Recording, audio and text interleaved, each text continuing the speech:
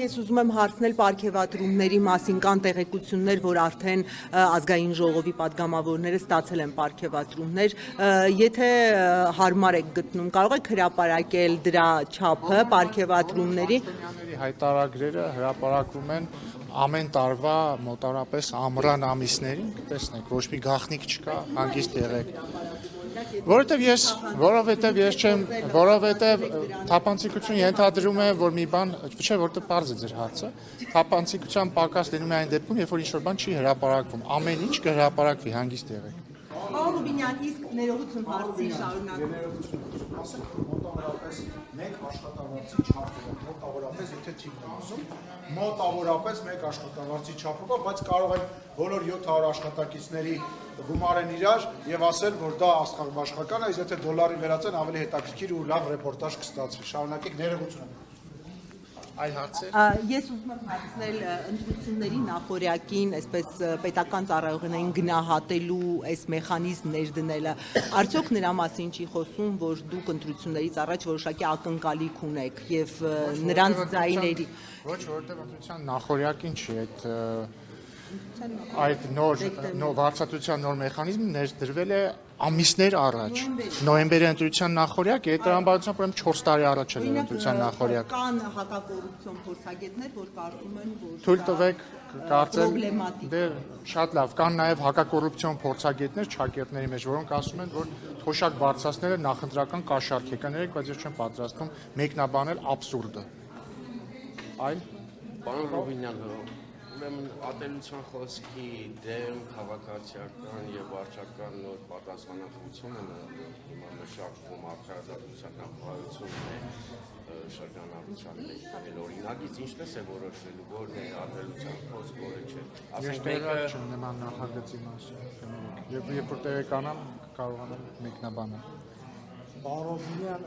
Ռոբերտ Քոչարյանը ոդկասթում անդրադարձել կատարել նաև իշխանության կողմից ստացած պարգևավճարներին, պարգևատրումներին, սրա մասին ինչ-որ մեկնաբանություն կանեք։ Կանեմ, ես կարծում եմ, որ Ռոբերտ Քոչարյանն եւ իր ընտանիքը պետք է դադարեն երկարացնել եւ պետք է առանց վիճարկելու $200 միլիոն մուծվեն Հայաստանի Հանրապետության պետական բյուջե։ Թող իրենք դադարեն զբաղեցնել մեր դատավորներին, դատախազներին, փաստաբաններին եւ այսպես շարունակ։ Պետությունը իրենցից պահանջում է, դատախազությունը իրենցից պահանջում է բյուջե վերադարձնել ապօրինի ձեռք բերված $200 միլիոն։ Թող առանց երկարացնելու բերեն մուծեն բյուջե։ Քանի տարվա պարգևավճար կլինի, պարոն Ռուբինյան։ Չգիտեմ, տարբեր հաշվարկներով մի քանի հազար տարվա։ Դուք ընտրություններից Այդ որ հարցնում եք, բան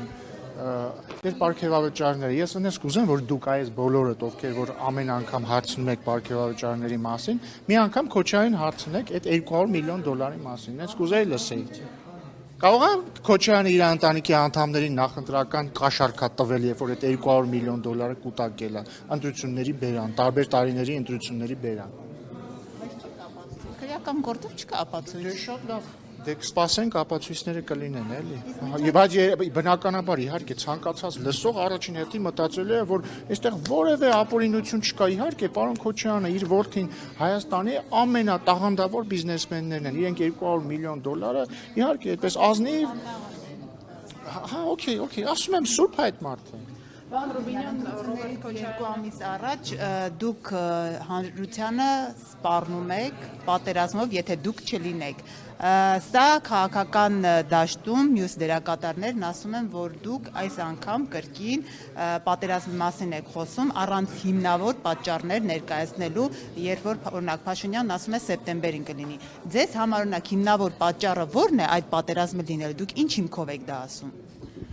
Եկեք նախ ուղղեմ ձեզ։ Եկեք նախ անալիզի ենթարկենք։ Ինչ է նշանակում սպառնալիք։ Մի վարքյան, ինչ է նշանակում սպառնալիք։ Բառարանային բացատրությունը սպառնալիք բառի ո՞րն է։ Երբ որ ինչ-որ մեկը մյուսին ասում է, եթե դու չանես սա, ես կանեմ կամ չեմ անի սա։ Մի բան, որը քո համար վատ կլինի, որ անեմ կամ չանեմ։ Համաձայն եք, երբ որ մենք ասում ենք, որ Հայաստանի Հանրապետությունը, եթե որդեգրի այն քաղաքականությունը, որը ընդդիմադիրները առաջարկում են, որպեսզի այն որդեգրի, դա անխուսափելիորեն բերելու է պատերազմի, այստեղ սպառնալիքի հետ որևէ աղերս չկա։ Մենք ինչ ենք ասում։ Նախ մենք ասում ենք, այս պահին պատերազմի հավանականությունը հավասար է 0-ի։ Ինչու է հավասար 0-ի, որովհետև Հայաստանը վարում է այն քաղաքականությունը, որը այժմ վարում է։ Եվ եթե ընդդիմությունը գա իշխանության եւ սկսի վարել այն քաղաքականությունը, որի մասին հայտարարում է, իսկ իրենք բաց հայտարարում են, իրենք հայտարարում են, որ համաձայն չեն այս խաղաղության պարամետրերի հետ։ Նրանք պատրաստվում են տարբեր կոմպոնենտներով այս խաղաղության ամեն ինչ վերանայել։ Դա վերելու է ակնհայտ եւ 100%-անոց պատերազմի։ Ինչն է ստեղ, որն է ստեղ սպառնալիքը կամ ինչը ստեղ պարզ չի։ Հաջորդը ուղիղ 1 տարի առաջ բառացիորեն ուղիղ 1 տարի առաջ, երբ որ վարչապետ Փաշինյանը ասում էր պատերազմ չի լինելու, լինելու է խաղաղություն, այդ նույն ընդդիմադիրները եւ մամուլը ասում են ո՞նց ես ասում, որ չի լինելու պատերազմ, լինելու է խաղաղություն, չէ, լինելու է պատերազմ։ Հաջորդը 44-օրյա պատերազմից առաջ Փաշինյանի գործունեության ամենամեծ մեղադրանքը ո՞րն է։ Բոլոր ընդդիմադիրներ, ոչ ընդդիմադիրներ, լրագրողներ, հանրություն, ինչ են ասում են վարչապետ Փաշինյանը ինչու չեկավ եւ բաց չներկայացրեց իրերի դրությունը, ռազմական հավասարակշռությունը եւ այն ուղղությունը, որով գնում է մեր երկիրը եւ պատերազմի ռիսկը։ Հիմա այդ նույն ասողները ասում են ինչի է Փաշինյանը բացատրում, որ եթե Հայաստանը որդեգրի ընդդիմության առաջարկած քաղաքականությունը, դա բերելու է պատերազմի։ Հետևաբար խոսքը բացարձակապես ոչ շանտաժի, ոչ սպառնալիքի մասին չէ, խոսքը հետևյալի մասին է։ Հունիսի 7-ին մեր քաղաքացիները ունենալու են ընտրություն։ Ընտրություն ոչ միայն կուսակցությունների միջև, այլ այն քաղաքականությունների միջև, որ առաջարկում են ուժերը։ Քաղաքացիական պայմանագիրը առաջարկում է պահել այս խաղաղությունը, ոչ թե նոր բան անել, այլ հակառակը նոր բան չանել, պահել այս խաղաղությունը։ Իշխանություն, ընդդիմությունը, Քոչարյանի ուժը, ռուսաստանցի օլիգարխի ուժը, բելարուսամետ օլիգարխի ուժը, իրենք առաջարկում են վերանայել այս խաղաղությունը, եւ ես ամենայն պատասխանատվությամբ ասում եմ, որ եթե իրենք գան իշխանության, եւ եթե անեն այն, ինչ խոստանում են անել, այն է վերանայել, ռևիզիայի ենթարկել այս խաղաղությունը իր բոլոր կոմպոնենտներով, խաղաղության պայմանագիրը, Վաշինգտոնյան հռչակագիրը, TRIP-ի մասին համաձայնությունը, սահմանազատման կանոնակարգը եւ այլն, շարունակել Ղարաբաղյան հակամարտությունը եւ այսպես շարունակ, դա բերելու է պատերազմի։ Եթե որտեղ ակնհայտ է դա։ Եթե հիմա ինչի կա խաղաղություն, գիտեք։ Ինչի կա օրինակ հիմա խաղաղություն։ Ինչի։ Չեմ իվարկյան, էլի։ Չէ, ինչ զիջում։ Հիմա ասում եմ, ասենք վերջին 2 տարվա մեջ մեր սահմաններին կա 0 զոհ հակառակորդի կրակոցից։ Օգոստոսի 8-ի հռչակագրից հետո չի լսվել որևէ կրակոց, որևէ սահմանամերձ բնակավայրում։ Օգոստոսի 8-ից հետո մեր երկաթգծերը մասնակիորեն ապաշրջափակվել են Ադրբեջանի տարածքով երկաթգծով բան ենք ստացել, ցորեն ենք ստացել։ Հիմա հարց. ինչի է հնարավոր դարձել այս ամենը, որովհետև Հայաստանն ու Ադրբեջանը Վաշինգտոնում ստորագրել են հռչակագիր խաղաղության մասին։ Հիմա մի վարքան հռչակագիր խաղաղության մասին։ Հիմա եթե մենք ասելով նկատի ունենք Հայաստանը, եթե Հայաստանը հավատարիմ է մնում խաղաղության հռչակագրին եւ խաղաղության ճարտարապետությանը,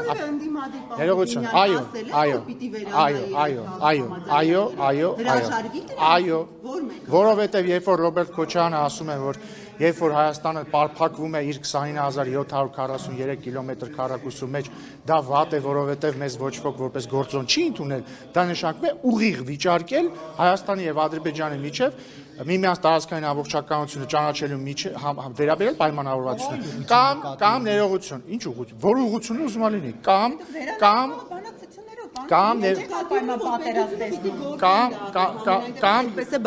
կամ երբ որ օրինակ Քոչարյանի խմբակցությունից պատգամավորը ասում է Արարատը մերն է, Դադիբվանքը մերն է, դա նույնն է, ինչ վիճարկել Հայաստանի եւ Ադրբեջանի միջև միմյանց տարածքային ամբողջականության փոխադարձ ասել է ուղիղ մերն է։ Հաջորդը ասել է մերն է, ասել է մերն է, ես իմ ականջով դա լսեմ, հաջորդը, երբ որ նրանք ասում են, որ TRIP-ի մեջ պետք է ներառել նոր կողմերի, երաշխավոր չէ, նոր կողմերի, դա նույնն է ինչ ասել, որ TRIP-ը չի լինելու, որովհետև TRIP-ը հայ-ամերիկյան բիզնես նախագիծ է, դու չես կարող պայմանավորվել, որ Այս ինչի հետ բիզնես նախագիծ ես անում, հետո երբ որ գա իմպլեմենտացիայի փուլը, ասես գիտես ինչ կա, եւս 5 կողմ ենք ներառելու, 5 կողմ, որոնց դու ատում ես, եւ որոնք ատում են քեզ, եւ որոնց հետ դու կանհամետեղելի ես։ Կամ երբ որ Արծիկ Մինասյանը, որը հենց հիմա ելույթ է ունենում, իմ այդ բանավեճում ասում է համանազատման սկզբունք չի կարող լինել Ալմա-Աթայի հռչակագիրը, այլ սկզբունքները պետք է լինեն այլ տարրեր, այդ թվում դեմոգրաֆիականը, դա նշանակում է վիճարկել խորհրդային միության փլուզման պահին առկա սահմանները Հայաստանի եւ Ադրբեջանի միջեւ։ Կամ երբ որ նույն Արծվիկ Մինասյանը ասում է, որ խորհրդային Հայաստանի սահմանները անարդար սահմաններ են, նշանակում ասում է ես այս սահմանների հետ համաձայն չեմ։ Եվ հետեւաբար այսին բոլոր կամ երբ որ ասում են Ղարաբաղի հարցը փակված չէ, դա նշանակում է նույն էլի կրկին էլի Արծվիկ Մինասյանը, ասում է Ղարաբաղյան հակամարտությունը չի կարող ավարտված լինել։ Հիմա այս ամեն ինչ որ դնում ենք մի կողմ, եթե իրենք անեն այն ինչ իրենք հայտարարում են, այսինքն վիճարկեն սահմանազատման սկզբունքները, միմյանց տարածքային ամբողջականության ճանաչման սկզբունքները, այնտեղ էլ ինչ կա Թրիփը եւ այսպես շարունակ, այսինքն ապաշրջափակման սկզբունքները, այս խաղաղությունը չի լինի։ Մենք ԵՏՄ-ից դուրս գալու մասին երբևիցե չենք հայտարարել։ Երբևիցե լսում ա եղել, բայց մենք երբևիցե չենք քաղաքացիական պայմանագիր կուսակցությունը երբեք, եթե նկատի ունեք 2018-ից առաջ,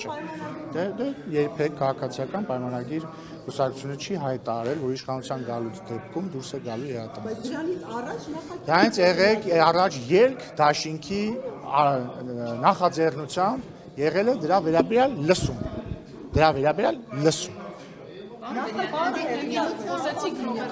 Նախագիծ ինչ ԵՏՄ-ից դուրս գալու մասին։ Ոչ, ելքն էր բերել Նիկոլ Փաշինյանը։ Իրար հետ կստուգեն։ Նիկոլ Փաշինյանը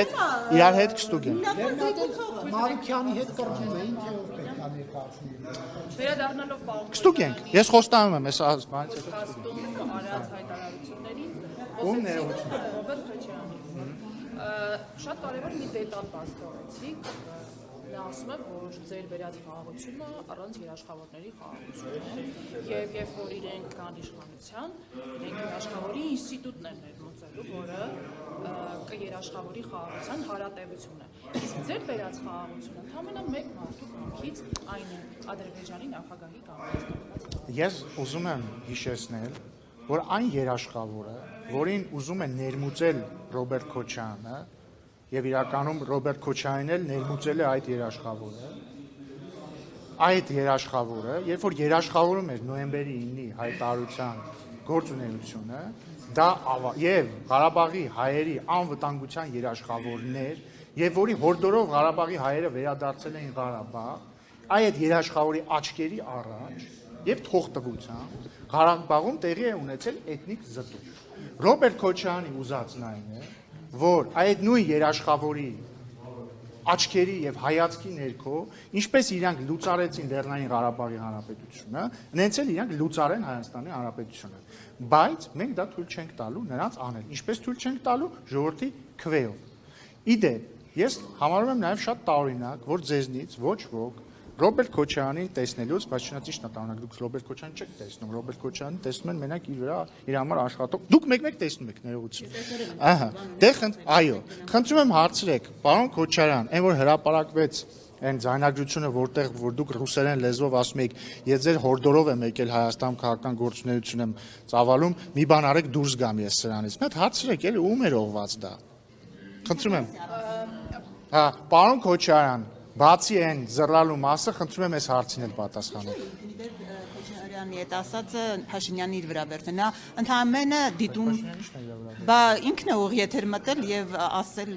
հակադարձել։ Ի՞նչն է հակադարձել, մարդուն առաջարկել է ստուգել մի հատ էշի զռլոցը բերում է դիտումներ, թե չի դերում, բայց ասում եմ, եթե չի ուզում այս զռլոցի մասին անդրադառնալ, խնդրում եմ, թող մարդը պարզաբանի, ում էր ինքը ռուսերեն լեզվով ասում ձեր հրահորդորով, ենթադրաբար եթե ռուսերեն էր խոսում, ուրեմն զրուցակիցը հայերեն չգիտի, էլի, ինչը մեծագույն կասկած առաջացնում, որ զրուցակիցը Հայաստանի քաղաքացի չի եւ ազդեցություն ունի իր վրա։ Ում էր ասում, որ ես ձեր հորդորով մտել եմ քաղաքականություն Հայաստանում, ով է ուղարկել Քոչարյանին Հայաստան։ Գիտեք, գաղտնիք չէ, որ մինչև 2018 թվականը Քոչարյանը Հայաստանում չէր, եթե ես ճիշտ գիտեմ։ Ամենայն դեպս կյանքի մի մասը չէր անցկացնում Հայաստանում։ Ով է իրան հորդորել գա մտնի քաղաքականություն։ Սա հետաքրքիր հարց չի ձեր համար։ Դուք բոլորդ ինքնիշխանության պաշտպաններ եք, չէ՞։ Ազատության ռադիոկայանը հետաքրքիր չի սա։ Իսկ թվում է պետք է հետաքրքիր լինի։ Քոչարին ով է ուղարկել Հայաստան։ Կարող է նույն մարդն է ուղարկել, ով որ ռուսաստանցի օլիգարխին է ուղարկել Հայաստան։ Կարող է նույն մարդն է ուղարկել Հայաստան, որ Բելարուսամետ օլիգարխին է ասել մի հատ հիմա ժամանակն է նորից դու մտնես ընտրապայքարի մեջ։ Կարող է այդ բոլորը նույն մարդն արել կամ նույն մարդիկ կամ նույն ուժը կամ նույն երկիրը։ Կարող է այդ նույն երկիրն է պոտենցիալ երաշխավորը բաների։ Կարող է Հայաստանի Հանրապետության լուծարման երաշխավորը այն նույն մարդն է, ով որ Քոչյանին հորդորել է մտնել քաղաքականություն։ Դե չգիտեմ։ Որևէ վերսիա, եթե անկեղծ լինեմ, որևէ վերսիա չունեմ, փորձեք պարզել։ Ասում եմ ես վերսիա չունեմ, բայց ես վերսիա չունեմ, բայց ես վստահ եմ, որ դուք լրագրողները լինելով չափազանց անաչառ, անկախ, նույնիսկ Արմատ մեդիան չեք զլանա եւ ճշմարտությունը կգտնեք։ Պարոն Ռուբինյան, բայց Քոչարյանը այդ գործի շրջանակներում չեկա, որովհետև ոնց որ հայտարարեց 18, հետ որ գրգործ հարուցվեց իր հետ կապված 2018 թվականի գալը չեք ասում։ Դե գործ հարուցվեց, ինքն էլ ասաց ես փախնելու տեղ չունեմ, ամենայն դեպս երկրի մեջային տված հայտարարությունում այդպես ինքը արդեն մտել էր քաղաքականություն։ Դրա համար եմ։ Ինքը մտ ինքը հեղափոխության օրերին չեք հիշում, ասում էր իշխանությունը ճամպրուկ չի, վերցնես տաս եւ այսպես շարունակ։ Արդեն գրգործից հետո էր հայտարարում։ Չէ, առաջ էր, սխալ եք հիշում։ Հենց Սերժ Սարգսյանի հրաժարականից հետո, բայց Նիկոլ Փաշինյանի վարչապետ ընտրվելուց առաջ։ Պարոն Ռուբինյան, երբ քաղաքական դաշտում բանավեճը բերվել այս մակարդակի, ով կարող է էշի նման զռալ կամ չգիտեմ այլ կենթանու ձեներ հանել, քարակոսը միրգ է թե կենտանի եւ այլն։ ԵԽԽՎ-ն մի քանի ամիս առաջ էր կոչ արել Հայաստանի քաղաքական դերակատարներին բանավեճերում լինել կիրթ, զուսպ, քաղաքակիրթ, բայց ներողություն, քարակոսի մասին հարցի ո՞ր մասը կիրթ չի։ Ճանակում եմ հարցը։ Եվ ասում էր, որ բանավեճը տարեք բովանդակային խնդիրների շուրջ, հա, քննարկումների։ Դե Ժողովուրդ ջան, հիմա անդիմությունը ասում է մենք ուժեղ ենք։ Դրա ի՞նչն է բովանդակային։ Մենք էլ փորձում ենք ներողություն։ Մենք էլ փորձում ենք բովանդակություն գտնել այդ պնդման տակ, որովհետև քանի որ երբ որ իրանք ասում են ես ուժեղ եմ, կոպիտ ասած բիլակներն են ցնցում, ուզում ենք հասկանանք այդ պնդման տակ ինչ է դրած, ինչի են ուժեղ են, որովհետև խելացի են, որովհետև անկախ են, ինչով են ուժեղ, օրինակ, չգիտեմ, ռուսաստանցի օլիգարխի մասին ինքն էլ չի ասում, ես ուժեղ եմ, որտեղ ինքը չի խոսում, վախենում է խոսա, երբ որ իր բարեկամները ասում են հոպարը ուժեղ է, հəլավ չհասկանանք ինչով է ուժեղ հոպարը։ Ես իրոք կուզեի, որ իր հետ նստեի, հարցնեի, պարոն Կարապետյան, ինչով եք դու դա ուժեղ, բայց չեմ կարող դա անել, կուզեի դուք նստեիք հարցնեիք, բայց դուք էլ չեք կարող անել, որովհետև այդ մարդը փախած է։ Հիմա ես ինչ անեմ։ Նույնն էլ Քոչարյանը ասում է ուժեղ եմ, ուզում ենք հասկանանք ինչով է ուժեղ։ Ուժեղ բանակցող է, պարոն Ռուբինյան։ Ինչով այդ ո՞նց է այդպես ուժեղ։ Պատերազմ չի եղել։ Ժողովուրդ ջան, լավ էլի, ախր իր օրոք լսեք, այդ ներողություն էլի, եթե պատերազմ չի եղել, ընդ որում այդ բոլորն են ասում, էլի Սերժ Սարգսյանն էլ, Քոչարյանն էլ, Լևոն Տեր-Պետրոսյանն էլ, ասում են խաղաղություն էր ձեզնից առաջ, դուք եկաք պատերազմ հրահարեցիք։ Ժողովուրդ ջան, 1995 թվականից մինչև 2017 թվականը ներառյալ, այդ իրանց ասած խաղաղ ժամանակ 490 հոգի առաջնագծում սպանվել է հակառակորդի կրակոցից։ Դրա ի՞նչն է խաղաղություն։ Ի՞նչն է դրա խաղաղություն, բացատրեք ինձ։ Օրինակ հիմա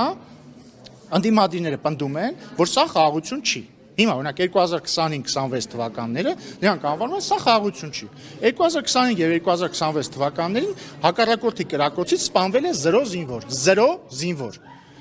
Իրենց իշխանության տարիներին, տեսեք, ես չեմ ասում եմ, որ մեր օրոք զոհ չի եղել, մեր օրոք պատերազմ ա եղել, 44 օրյա պատերազմ ա եղել եւ այլն։ Ես խոսում եմ 24 թվականի փետրվարից սկսած, այն շրջանը, որ մենք ասում ենք խաղաղություն է, իրանք ասում են խաղաղություն չի։ Սպանվել է 0 զինծառայող։ Իրանք խաղաղ տարիներին սպանվել է 490 զինծառայող։ Դա խաղաղություն չի։ Խաղաղությունը էս է, ու ընդհանրապես դա պետք է պահել, ոչ մի նոր բան պետք չի հնարել, ոչ մի նոր զիջում պետք չի, ոչ մի բան պետք չի, պետք է ընդհանրապես տեր կանգնել այս խաղաղությանը։ Պարոն Ռուբինյան, պարոն Քոչարյանի թեման քանի ակտուալ է այս հարցն էլ տամ։ Իր վերջին ոդքասթում երկրորդ նախագահն ասում է, որ եթե իրենք 21 թվականին թվականին գային իշխանության, այսինքն Հայաստան դաշինքը ստանձնել երկրի կառավարումը, Արցախը այսօր Իրենք 2022 թվականին չէին գնա Պրահայում այդ անհեթեթ հայտարարությունը չէին ստորագրի, որով նրա ձևակերպմամբ ամբողջ կոնֆիգուրացիան փոխվեց։ Խնդրում եմ ասել, ինչ կոնֆիգուրացիա եք փոխել Պրահայի հայտարարությամբ։ Ոչ մի, բայց նրանք իշխանության եկել են Ղարաբաղում 2023 թվականի սեպտեմբերին եւ նրանց իշխանության գալուց 10 օր հետո նրանք լուծարեն Լեռնային Ղարաբաղի Հանրապետությունը։ Մենք հիմա էլ թույլ չենք տալու, որ իրանք իշխանության գան Հայաստանում եւ դրանից 10 օր հետո լուծարեն Հայաստանի Հանրապետությունը։ Իսկ լուծարման պլանը պարզ է եւ սևով սպիտակի վրա գրված եւ նկարագրված է Դաշնակցության տխրահարչակ 004 շրջաբերականի մեջ։ Ինչ է այնտեղ գրված է, որ արդի աշխարհի ուղիղ չեմ ցիտում, բայց միտքը հետեւյալն է. արդի աշխարհի մարտահրավերների պայմաններում մեկ-մեկ անհրաժեշտ է լինում իջեցնել ինքնիշխանության մակարդակը հանուն ազգային շահերի։ Այնտեղ ուղիղ գրված է, որ Ռուսաստանը կարող է որոշել Լեռնային Ղարաբաղը ուղիղ ենթարկեցնել իրեն եւ պետք է ամեն ինչ անել, որպեսզի հավանական միության կազմավորման դեպքում Հայաստանի ու Լեռնային Ղարաբաղի ճակատագիրը որոշվի որպես մեկ ամբողջություն, նկատի ունեն, որ Հայաստանն էլ ենթարկեցվի այլ ուժի։ Եվ այս պլանը ուղիղ գծած է, եւ իրանք ինչ արել են 2023-ին Ղարաբաղում, իրանք ուզում են անել Հայաստանում։ Դա հետեւյալն է. գալ իշխանության, վիճարկել խաղաղությունը, ստանալ պատերազմ եւ հարձակում ու այնպես անել, որպեսզի երաշխավորը գա, իրանք հանձնվեն երաշխավորին, Հայաստանի Հանրապետությունը փագեն, մտցնեն այլ պետության կազմ։ Ժողովուրդը դա թույլ չի տալու եւ ես վստահ եմ, որ հունիսի 7-ին ճիշտ ընտրություն է կատարելու։ Իսկ հավատում եք, պարոն Ռուբինյան, որ Ռոբերտ Քոչյանը կարող է կյանքի կոչել իր իդեալիքսերից մեկը, օրինակ Ղարաբաղցիների վերադարձը Ղարաբաղ եւ ինչ կարգավիճակում ձեր դիտարկմամբ պետք է տեղի ունենա Ղարաբաղը։ Սա նախընտրական բլեֆ է, թե իսկ Բայց Ռոբերտ Քոչյանը նույնիսկ ինքը չի հավատում, բայց այստեղ միտքը դա չի։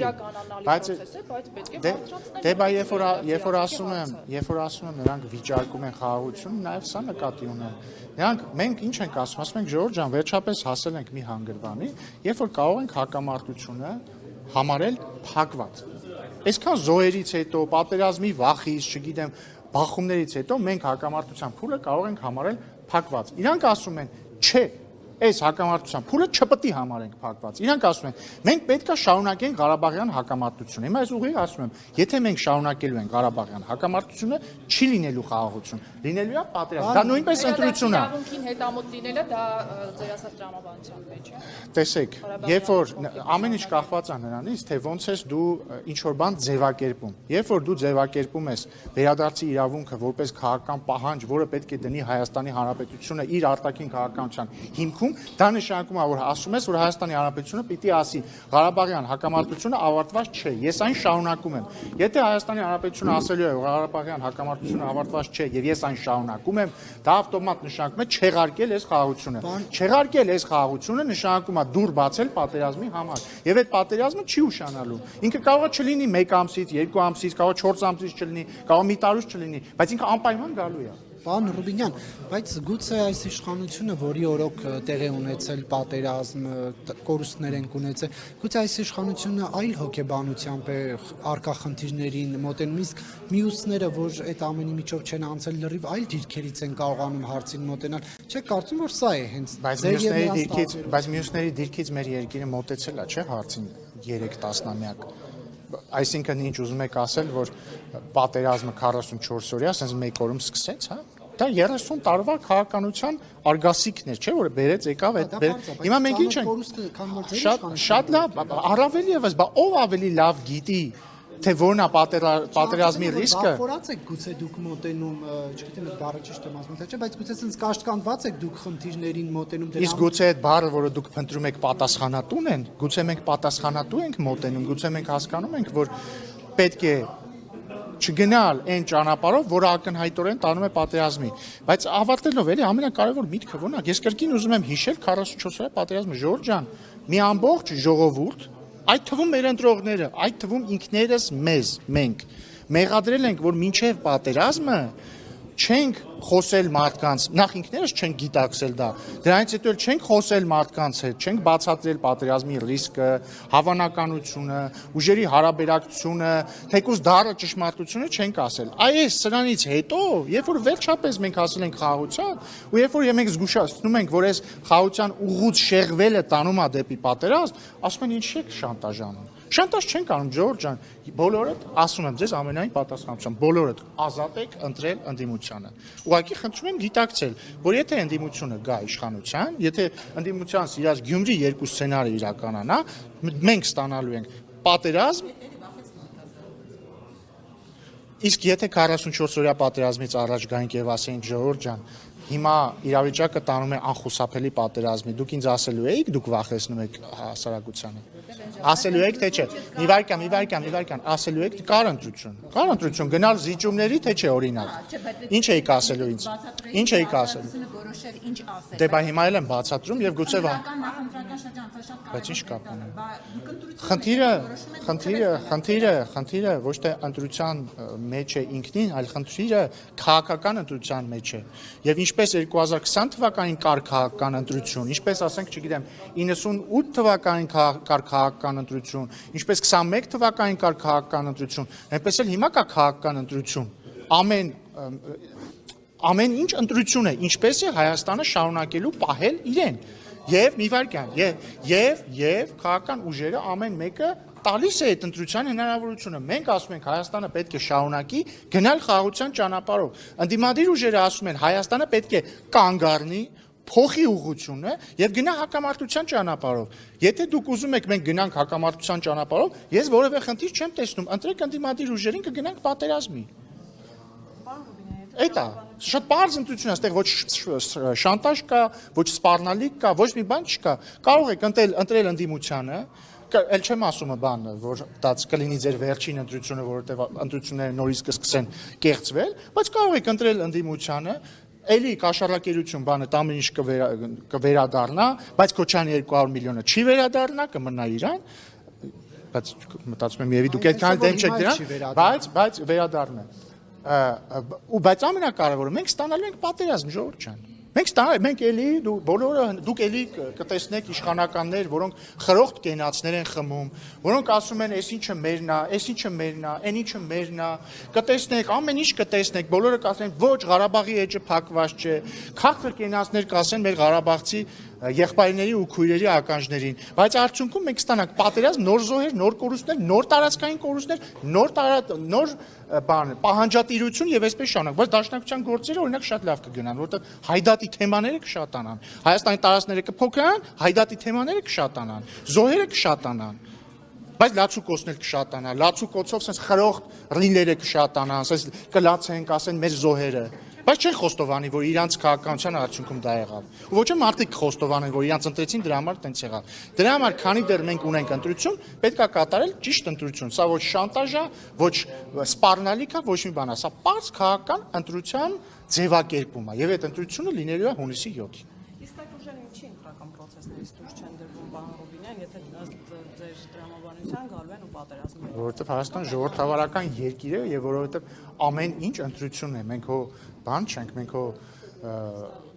Ստալինն էլ չէ, մենք հո Ռոբերտ Քոչարյանը չենք, որ գանք եւ մարդկանց ընտրությունը սահմանափակենք։ Բայց եթե գիտեք ստեղից ընդերից ուղարկված։ Ժորժ ջան, մենք ցանկացած բան իրականում աշխարհի բռնատիրությունների մեծ մասում բռնատերերը հո միանգամից բռնատեր չեն դառնում, բռնապետ չեն դառնում։ Իրանք սկզբից համոզում են իրանք, որ իրանք ակնհայտ ճշմարտությունն են, հետո համոզում են իրանք ինչ որ կետում, որ օրինակ ինչ որ ակնհայտ լավ բանի համար պետք չէ խտրականություն դնել միջոցների մեջ, հետո չեն դնում մի հատ, երկու հատ, 3 հատ, 4 հատ, 5 հատ, հետո համոզում են, որ իրանք ամենաճիշտն են, բոլոր մյուսները դավաճան են ու բռնում, ոչ, մեր ուղին կնկարագրե, եթե այդ ամեն ինչ ավարտվեր, օրինակ Պապլավոկի զուգահանում մարդ սպանելով կամ չգիտեմ, ընտրություն կեղծելով, $200 միլիոն դիզելով, այդ դեպքում բան կլներ։ Արձանագրենք, որ ձեր չվարկած ոչ մի բանում մի վարքան, էլի։ Կա դատական վճիռ Պապլավոկի զուգահանում դաշնակցական սպանելու վերաբերյալ Քոչարյանի անվտանգության աշխատակիցը դատապարտվել է, չնայած համարյա չի նստել, բայց դատական վճիռ կա։ Ինչ էի ասում, հա, բռնապետությունը տենց է ձևավորում, երբ որ մարդ համարում է, որ ինքը լավ բանի համար, տենց խոսույթ էլ կա, չէ, որ բարի նպատակներով է կառուցված ճանապարհը դեպի դժոխք։ Եվ հետեւաբար ինչքան էլ մենք համոզված չլինենք եւ մենք համոզված ենք, որ այդ քաղաքական ուժերը բերելու են անարդարության եւ պատերազմի, ընտրությունը ժողովրդինն է։ Ընտրությունը ժողովրդինն է։ Մենք այս գլխից զգուշացնում եմ, մենք ընտրություն չենք կեղծելու։ Նարեկ, մենք ընտրություն չենք կեղծելու, հույս չունենաս, խնդրում եմ, որ մենք կեղծելու ենք եւ Քոչարյանը չի գալու ծառայող կամ ուժային կառույցներում ծառայող իմ ազգուտակի ներկայացուցիչները չեն ասի, որ էլի մեզ կանգնեցին։ Իսկ երբ են ասել։ 21 թվականին։ Չի կա, բացառվում է այդպես բաներացում։ Ինչը կանգնեցրել, ինչ են ասել։ Ասել են, որ կընտրեք գործող վարչապետին։ Ու հետո ինչ ա եղել, ինչի չեք ասել դրա մասին։ Որտեվ փաստեր չեմ ունեցել, որ ապա։ Հիմա ունեք։ Հիմա էլ չունեմ։ Դե խնդրում եմ դատախազությանը սա ընդունել որպես հանցագործության մասին հաղորդում։ Բայց ես բացառում եմ նման բան, 21 թվականի ընտրությունները եղել են բացառիկ մաքուր ընտրություններ, որոնց արդյունքները չի վիճարկել ոչ ոք։